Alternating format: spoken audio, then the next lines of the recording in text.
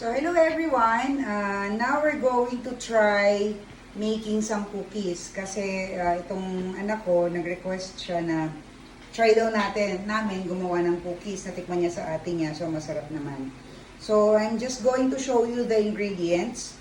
So we have here brown sugar, 1/2 cup, white sugar, 1/2 cup, 1 piece medium-sized egg, chocolate chips, and then we have walnuts, 1/2 cup also. So, yung walnuts natin, if ever na wala kayo, no? So, it should be chopped like this. Kung wala kayong walnuts, you can have replacement, like you can use almonds or any nuts that you want, no? Any nuts that you prefer. Ang walnuts lang compared to other nuts, medyo ano siya, mas soft and chewy siya. And then 1/2 cup na butter. So at room temperature dapat si butter. So for you to be able to test kung at room temperature na siya, dapat ganyan yung kanyang consistency. Ayan. And then we have 1 teaspoon baking soda for neutralizing. And then we have 1 1/4 cup all-purpose flour. So remember, you have to use all-purpose flour. Sometimes kasi, pag bumili tayo sa market, we just buy flour lang. Maraming klase ng flour, no? So you have to make sure that what you are using is all-purpose flour. So first, we have to mix yung ating mga wet ingredients. So I'm going to put the butter here. So, ay, nako, may nasama tayo na ano, yan. Ano yun chocolate chip. So, you have to make sure na yung butter natin is at room temperature na. So, kagaya ng sinabi ko kanina, it should be melted like, not actually melted, at room temperature, and the consistency should be like this. Pero, dapat wala rin siyang oiling. Dapat wala rin oiling na nagaganap. And then we have to mix in the brown sugar. And then the white sugar. And then, imimix lang natin siya. So we have to make sure na properly mixed siya. Ayan. So kailangan, mix na mix siya para makaka-form siya ng smooth consistency. Yun lang yung way para ma-check ninyo or malaman ninyo na properly mixed na yung brown sugar, white sugar, and the butter.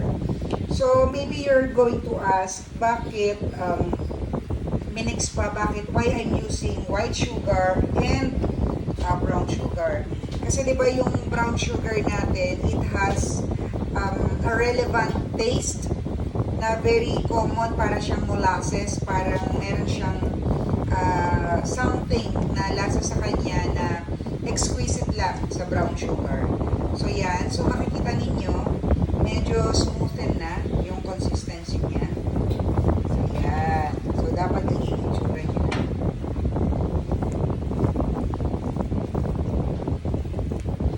Okay, and then, kapag ganito na siya, we have to mix our egg.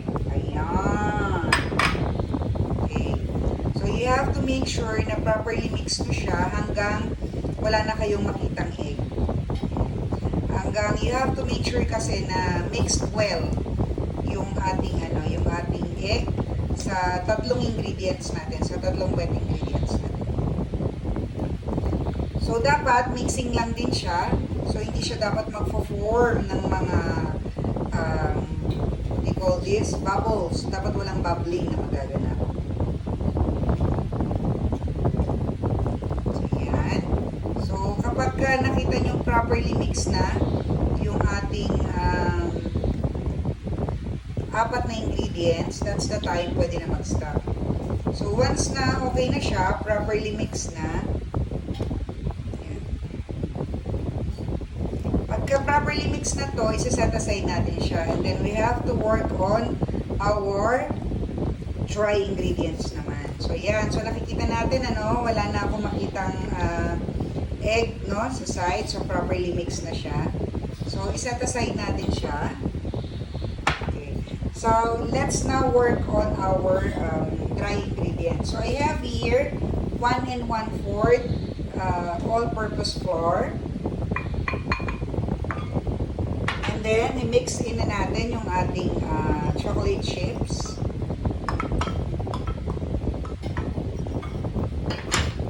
And then, our walnuts. And then, the last is yung ating 1 teaspoon na baking soda. So, imimix lang natin siya hanggang sa makita natin na properly or equally mixed na yung ating ingredients, yung ating flour sa walnuts and chocolate chips. May option pala kayo, no? If you want, you can use dark chocolate or you can use white chocolate. Depende sa preference ninyo kung anong klaseng chocolate chips yung gusto nyong lumabas. Okay? So, after this, yan, kung kapag nakita ninyo na properly mixed na, kasi we have to make sure na yung baking soda natin ay properly mixed siya sa dry ingredients natin. So, with this, parang feel ko naman na ano na siya, properly mixed na, combined na siya properly. So, ilagay na natin yung ating wet ingredients. Okay. So, ilagay na natin yung wet ingredients natin.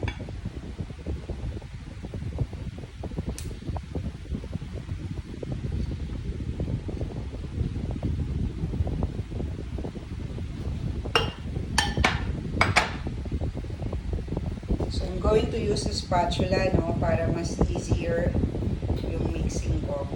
Okay. Yan. So, imimix na natin siya and we have to make sure na well-blended sila. Yung ating dry ingredients should be well-blended with our wet ingredients. So, ayan. So, as you can see, no, yung texture niya, habang tumatagal, ayan, parang ang sarap-sarap niya na, oh. Take a look at this, ano. So, i-blend nyo siya para magmukha talaga siya. Ang consistency niya para siyang sticky na foamy. Tapos, you have to make sure na wala na kayong, you will just stop pag wala na kayo nakikitang flour. So, it only mean pag wala na siyang flour ay blended na siya, properly blended na siya. So, yan. So, yan. Ganyan dapat na magiging consistency niya. So, ayan, nakikita nyo, meron pa rin mga flour. So, you have to make sure na wala na halos, wala na kayo makikitang flour. Kasi, dun nyo lang masisiguro na properly mixed yung ingredients nyo. Yan. So, konting effort na lang. And we're almost done. So, yung ating oven pala, tabletop lang yung oven natin, ha. So, ayan.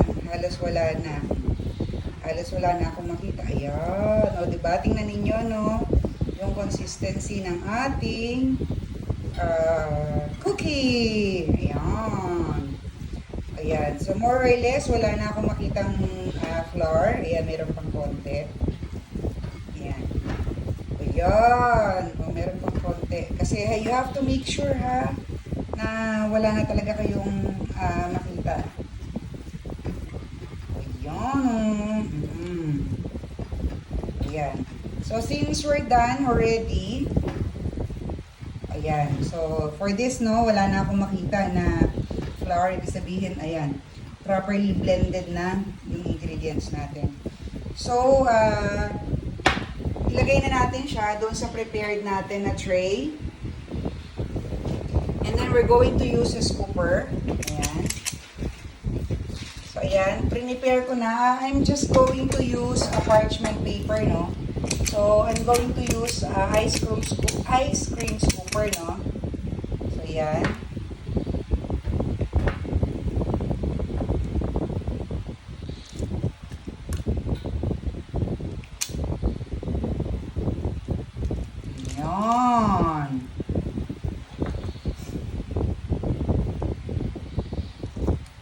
kailangan meron din silang enough spacing.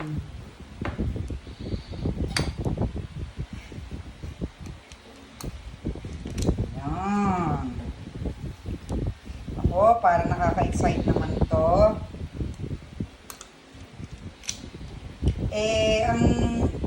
The oven that we are using is just a tabletop oven. So, kung halimbawa you are planning to make cookies tapos ibebenta nyo siya, siguro you can buy a bigger oven para hindi rin sayang sa kuryente. Kasi we wanna make sure na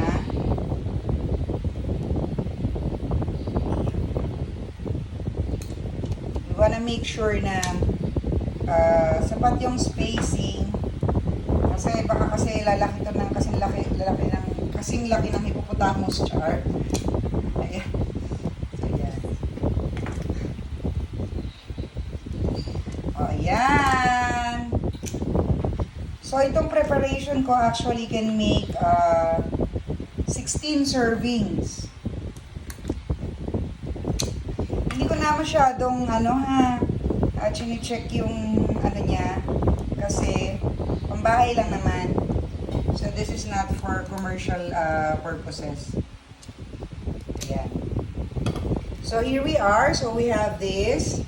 So I hope enough na yung spacing niya. And then we're going to put this in oven. We have to cook this at 350 degree Fahrenheit for 12 to 14 minutes. So from time to time you can check naman kung you can put a stick para makita mo yung kung done na siya. Okay? So lalagyan na natin siya sa oven. Ayan. Itong oven natin preheat na to ha.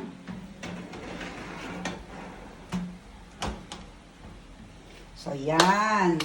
So it's 6:03 now. So we're going to see at 6:11 after 12 minutes kung ano na yung magiging itsura niya. So I'm excited. Set natin 11 minutes. Manual lang yung aking